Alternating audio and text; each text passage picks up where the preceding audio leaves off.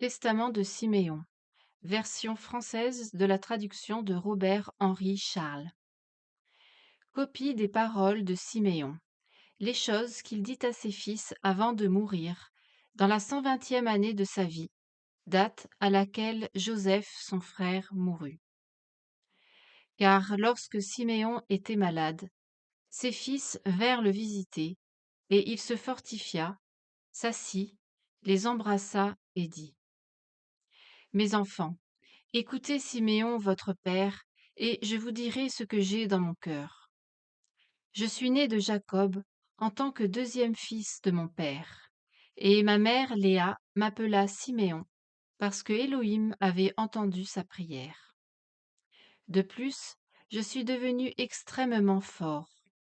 Je n'ai reculé devant aucun exploit, et je n'avais peur d'aucune affaire, car mon cœur était dur, et mon foie était inébranlable, et mes entrailles sans pitié.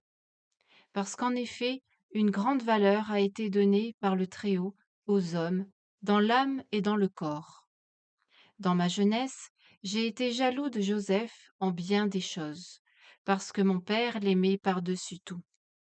Et je me suis opposé à lui pour le faire périr, car le prince de la tromperie suscita un esprit de jalousie et aveugla mon âme, de sorte que je ne le regardai pas comme un frère, et que je n'ai pas non plus épargné Jacob, mon père.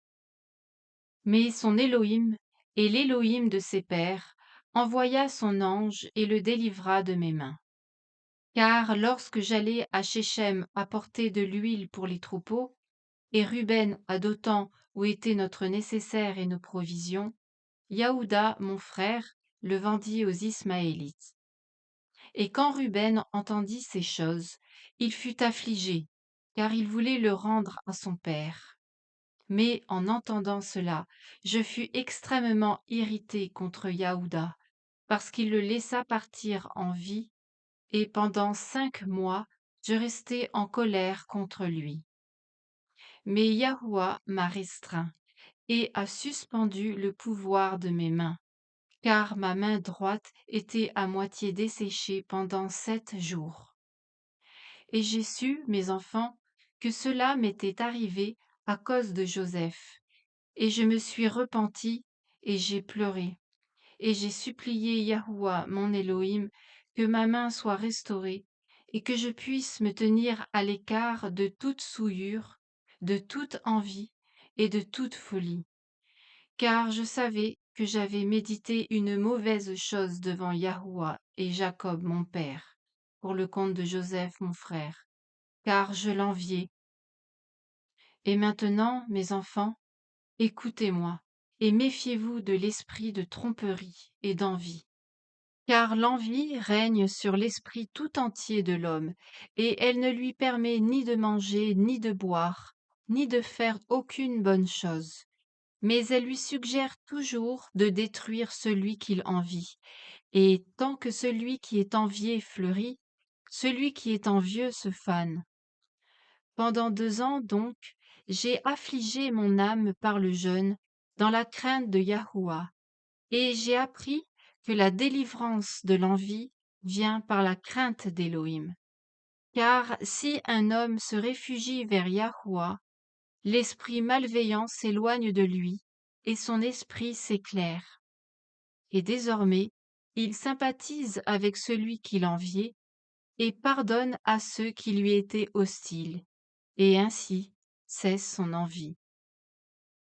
Et mon père posait des questions à mon sujet, parce qu'il avait vu que j'étais triste, et je lui ai dit que je souffrais du foie, car j'étais en deuil plus que tous, parce que j'étais responsable de la vente de Joseph. Et quand nous sommes descendus en Égypte, et qu'il m'a lié comme un espion, j'ai su que je souffrais justement, et je n'eus pas de chagrin. Or, Joseph était un homme bon, et avait en lui l'esprit d'Élohim, étant compatissant et miséricordieux. Il n'a porté aucune méchanceté contre moi, mais m'a aimé comme le reste de mes frères. Prenez donc garde, mes enfants, à toute jalousie et envie, et marchez dans la simplicité de cœur, afin qu'Élohim vous donne à vous aussi la grâce et la gloire et la bénédiction sur vos têtes, comme vous l'avez vu dans le cas de Joseph. Pendant toute sa vie, il ne nous a pas fait de reproches à ce sujet, mais il nous a aimés comme sa propre âme. Et au-delà de ses propres fils, il nous a glorifiés et nous a donné des richesses, du bétail et des fruits. Vous aussi, mes enfants, aimez chacun de vos frères avec un bon cœur, et l'esprit d'envie se retirera de vous, car il rend l'âme brutale et détruit le corps. Il provoque la colère et la guerre dans l'âme, et il excite à des actes sanglants, et conduit l'esprit à la frénésie, ne permet pas à la prudence d'agir chez l'homme. De plus, il enlève le sommeil, cause du tumulte dans l'âme et des tremblements dans le corps. Car même dans le sommeil, une jalousie malveillante le trompe, ronge, et par des esprits méchants, elle trouble son âme, trouble le corps, et réveille l'esprit du sommeil dans la confusion. Elle apparaît ainsi aux hommes comme un esprit méchant et empoisonné. C'est pourquoi Joseph était d'aspect avenant et beau à voir, parce qu'il n'y avait pas de méchanceté en lui, car le visage manifeste une partie des troubles de l'esprit.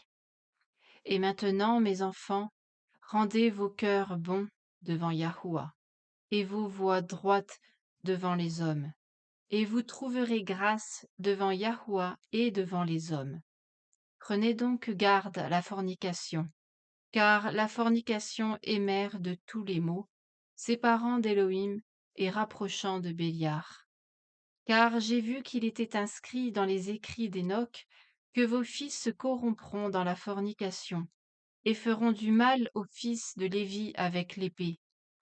Mais ils ne seront pas capables de surpasser Lévi, car il fera la guerre de Yahuwah et vaincra toutes vos armées. Ils seront peu nombreux, répartis en Lévi et en Yahuda, et il n'y aura aucun de vous pour souverain, comme l'a prophétisé notre Père dans ses bénédictions. Voici, je vous ai tout dit, afin que je sois acquitté de votre péché. Maintenant, si vous ôtez de vous votre envie et toute raideur de nuque, comme une rose, mes os fleuriront en Israël. Et comme un lys, ma chair en Jacob, et mon odeur sera comme l'odeur du Liban. Et de moi, comme des cèdres, les saints se multiplieront pour toujours, et leurs branches s'étendront au loin.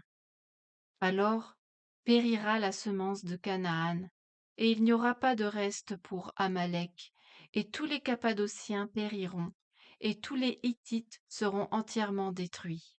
Le pays de Ham sera détruit et tout le peuple périra.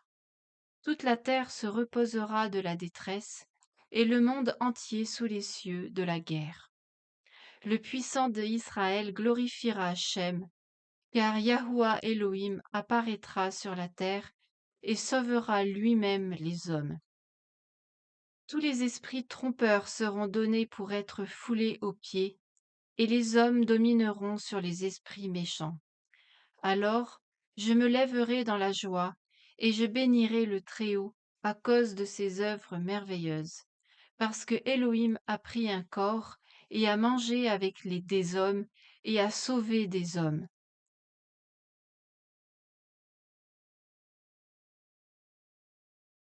Et maintenant, mes enfants, obéissez à Lévi et à Yahuda, et ne vous élevez pas contre ces deux tribus, car d'elles naîtra pour vous le salut d'Élohim. Car Yahuwah suscitera de Lévi un haut prêtre, et de Yahuda un roi. Élohim et homme, il sauvera toutes les races et les enfants de Israël. Par conséquent, je vous donne ces commandements, que vous puissiez aussi commander à vos enfants, afin qu'ils les observent de génération en génération. Et lorsque Siméon eut fini de commander à ses fils, il se coucha avec ses pères, âgé de 120 ans, et on le mit dans un cercueil de bois pour emporter ses os à Hébron. Et ils les ont enlevés secrètement lors d'une guerre des Égyptiens. Pour les ossements de Joseph, les Égyptiens les gardaient dans les tombeaux des rois, car les sorciers leur avaient dit qu'au départ des ossements de Joseph, il y aurait dans tout le pays ténèbres et obscurité, et une peste extrêmement grande pour les Égyptiens, de sorte que même avec une lampe, un homme ne reconnaîtrait pas son frère. Et les fils de Siméon pleurèrent leur père, et ils furent en Égypte jusqu'au jour de leur départ par la main de Moïse.